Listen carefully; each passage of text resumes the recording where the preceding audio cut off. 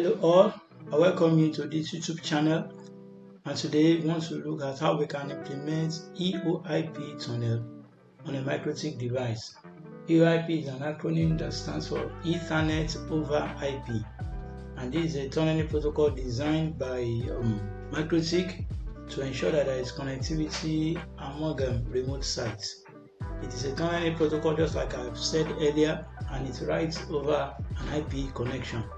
From what we have on our screen, we have our core network labeled as POP. We have POP 1, POP 2, POP 3, POP 4, POP 5, and POP 6. That's for the core networks.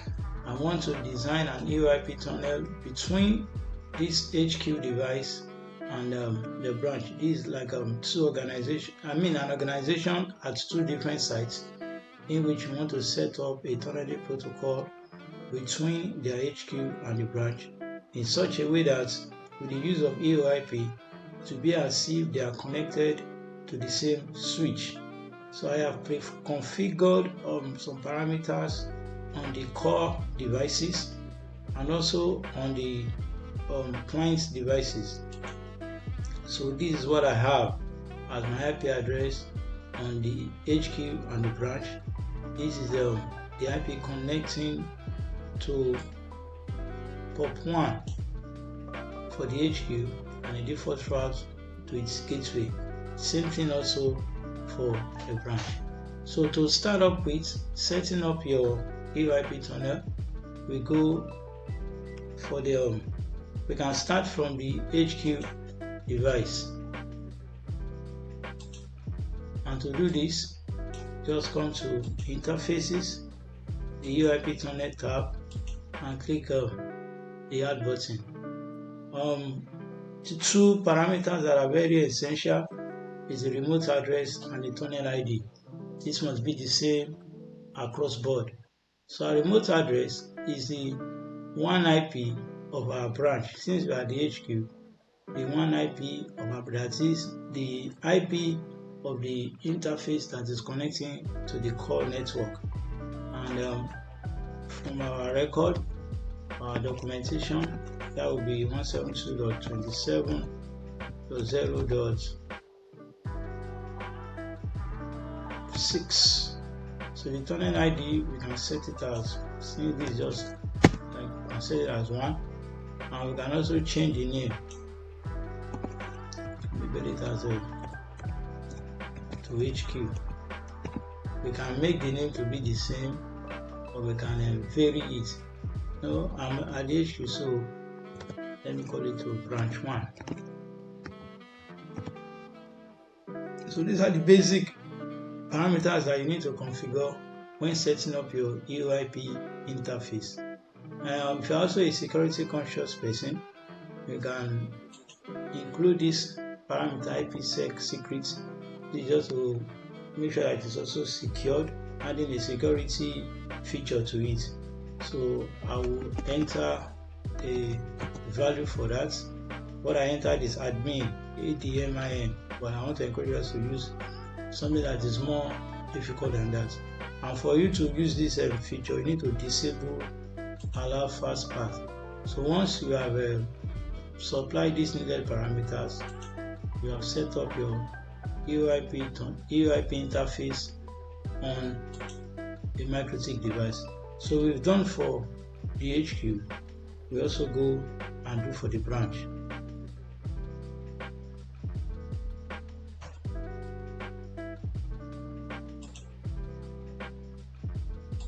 So at the branch, we repeat the same steps. Interface, EoIP tunnel, click the add button. You can label this as since we are the branch, we are going to the HQ. Then our remote address, that will be the IP that the HQ router is using to connect to the core devices. 1. Don't forget the IP secrets. If it is not disabled, do not connect. Then disable this feature. Okay. So those are the basic steps that we take to set up your EoIP interface. You can see that you have it running, which means that it has connected, but traffic won't be passing across, since we are designing it to also be a layer 3 tunnel. We'll go and give it our IP addresses. Then come to IP address, give a tunnel an IP, can make it to be 192.168.0.2. That's it. That'll be on the EoIP face. And we'll repeat the same also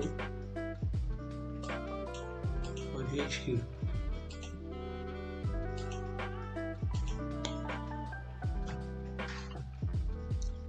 The 192.168.0.1. Put this IP address on the EoIP interface. That's to our branch. So we have set up an EoIP tunnel. We have given the EoIP tunnel an IP address at the two ends. Now we also move to the stage of pointing a route so that devices at the LAN of each location can communicate across. But before we go ahead doing that one, let us just create a LAN interface using the bridge.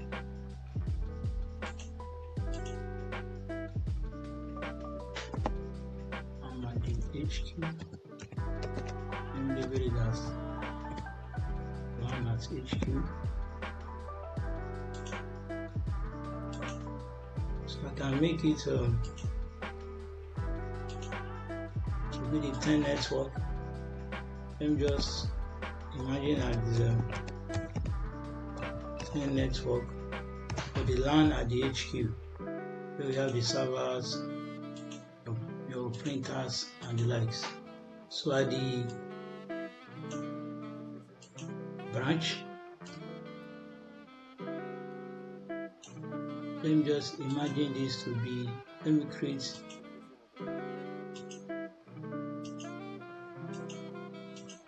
me just imagine this to be 20 network. So I've created a bridge to represent the LAN network, and I want to attach an IP address for the LAN.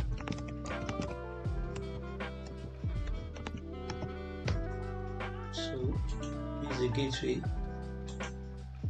for the LAN network. So now that we have set up our EoIP interface, we have set up IP address on the EoIP interface, we also created our LAN network. The next step is to point a route to the LAN from each device. So if I start from the HQ, I click on IP, click on route.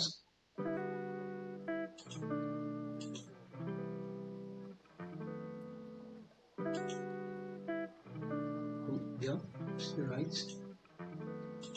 This is not supposed to be there. So I'll add. So I'm going to the LAN of the branch, and the network IP is on 2020.0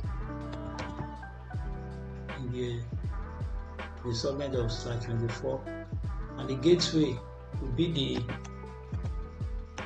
IP address of the tunnel interface of the remote end, which is on 192.168.0.2. Click on apply and OK. So I've successfully set up the route to the remote end. So I also go to the branch and repeat the same process. Click on IP, click on route, Let me remove this. So I'm going to the HQ, the LAN at the HQ, which is a 10 network. And I'll give it the gateway, which is 192.168.0.1.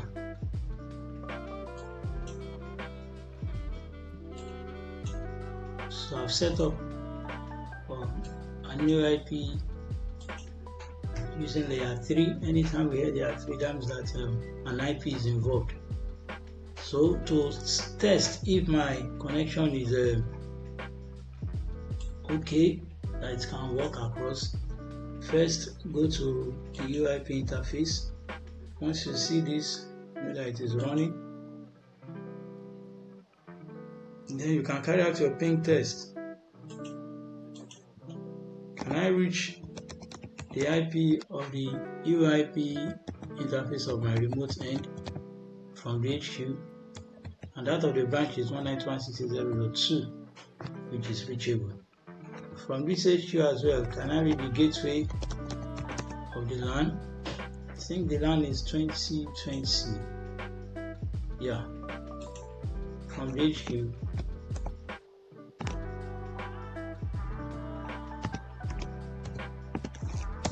So it's reachable. Also, can I do the same at this end? Can I reach the EoIP interface? The IP of the EoIP interface of the remote end, which is .1, reachable. Can I also reach the gateway of the LAN at the HQ? So with these basic few steps, we have successfully set up a layer 3 EoIP tunnel for a client. So the steps are very simple. We go back to the diagram. You already have the core set up. You are a client, you are connecting at this end, you are connecting to this device, and we have stated our IP parameters. So at the gateway, at the HQ on our interface 7, the IP is 172.27.0.2 with a subnet of 30, while the gateway that will be at our provider's end will be 172.27.0.1. So with the basic steps that we have shown us, you can use this one to set up your EoIP across your network. So even though your providers are at different locations, once you can, if at this end, at this HQ, you can reach the IP at this end, then you can do that. Also, if you can read the IP from this branch, you can read the IP provided for this particular interface. You can successfully follow the steps and set up the EoIP. Thank you for staying with us and learning. I encourage us to subscribe, to also share the video, and also grow the network. I wish us all the best, and thank you one more time.